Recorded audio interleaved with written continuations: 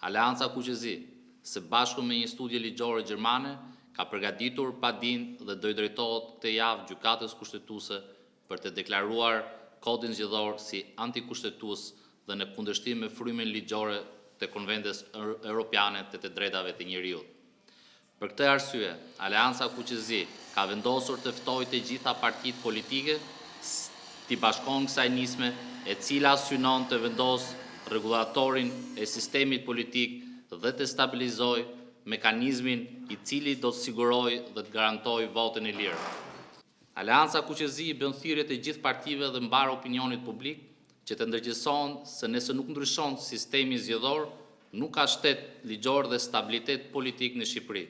Të gjitha këto rrethana antikushtetuese kanë delegitimuar parlamentin shqiptar me cilësinë më të dobët intelektuale të 100 viteve të fundit dhe ka inkriminuar atë me elemente të cilët kanë precedent penal në shumë vende të Europës.